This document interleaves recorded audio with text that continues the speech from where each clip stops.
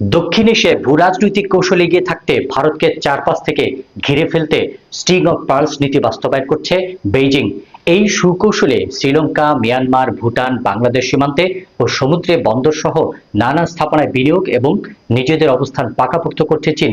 চলুন চীন কিভাবে দক্ষিণ পূর্ব এশিয়ায় ভারতকে বিভিন্ন স্থানে অর্থনৈতিক এবং সামরিক চেক দিচ্ছে তা সংক্ষেপে জানবার চেষ্টা করি।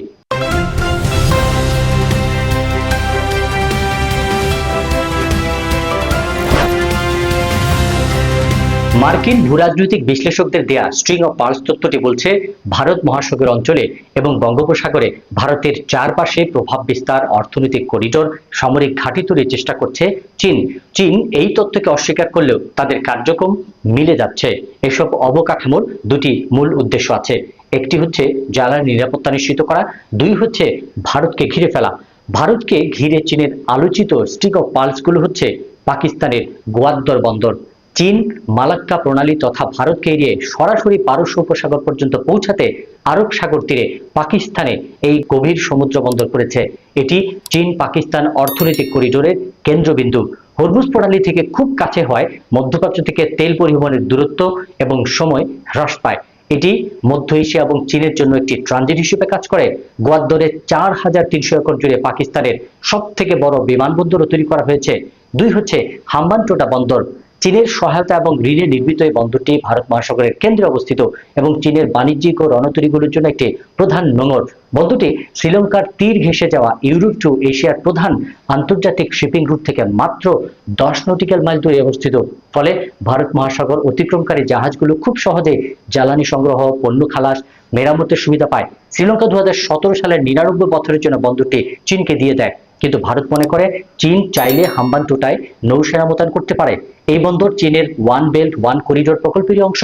ঠিকই, অনেক সমালোচনার পরেও 2022 সালে হাম্বানটোটা বন্দরে ঢুকে চীনের গবেষণাকারী ইউয়ান ওয়াং-5 জাহাজ।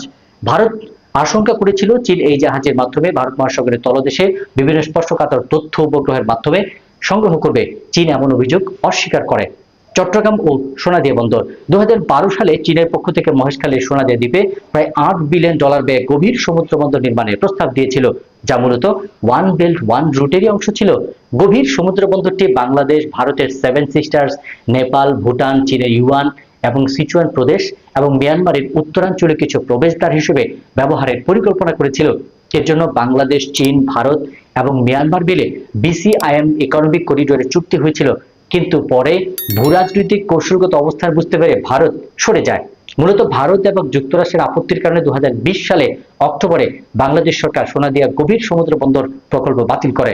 সরকার তখন বলে বেশি ব্যয় এবং পরিবেশগত কারণে সোনাদিয়া দ্বীপ বাতিল করা হয়েছে, কিন্তু পরিবর্তে জাপানের সহায়তা মাত্র 25 কিলোমিটার দূরে মাতার বাড়িতে গভীর সমুদ্র বন্দর করার অগ্রাধিকার দেয়। 3 নম্বর হচ্ছে চীন মিয়ানমার বাংলাদেশ করিডোর।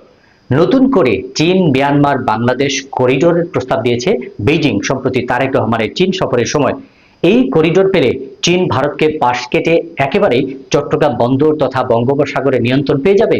এছাড়া আছে তিস্তা প্রকল্প, যেটি চিকেন নেকের একেবারেই কাছে অবস্থিত। মাত্র 20 থেকে 22 কিলোমিটার প্রশস্ত ছোট্ট এই শিলিগুড়ি করিডোরের মাধ্যমে ভারতের মূল ভূখণ্ড থেকে দেশটির উত্তর পূর্বাঞ্চলের সেভেন সিস্টার্সের সাথে যুক্ত হয়ে আছে। এই প্রকল্পটি যদি চীন পেয়ে যায় তাহলে তারা চিকেন নেকের মাধ্যমে ভারতকে চেক দিতে পারবে। মিয়ানমারের কিউপিউ বন্দর। মিয়ানমারের রাখাইন রাজ্যে টেকনাফ থেকে দক্ষিণে বঙ্গোপসাগরের পূর্ব কূল ঘেঁষে অত্যন্ত কৌশলগত গভীর একটি সমুদ্র বন্দর। এটি চীনের বেল্ট অ্যান্ড রোড ইনিশিয়েটিভেরই একটি অংশ, মেগা প্রজেক্ট, যা মালাক্কা প্রণালী এড়িয়ে চীনকে সরাসরি ভারত মহাসাগরে প্রবেশের পথ তৈরি করে দিয়েছে। চীনের পণ্য পরিবহন সময় এবং ব্যয় কমিয়ে দিয়েছে। এই বন্দরের সাথে চীনের কুনমিং পর্যন্ত প্রায় 2800 কিলোমিটার দীর্ঘ তেল এবং গ্যাস পাইপলাইন বসানো হয়েছে। এই সমুদ্র বন্দর দিয়ে বঙ্গোপসাগর থেকে ভারত মহাসাগরকে চেক দিতে সুবিধা হবে চীনের। ঠিক এই কারণেই হয়তো সেন্ট মার্টিন ঘাঁটি করতে চায় যুক্তরাষ্ট্র। 4 নম্বর জিবুতি, আফ্রিকার সিং। ভারত মহাসাগরের প্রবেশমুখে অবস্থিত এই দেশটিতে চীন তাদের প্রথম আনুষ্ঠানিক বিদেশি সামরিক ঘাঁটি স্থাপন করেছে।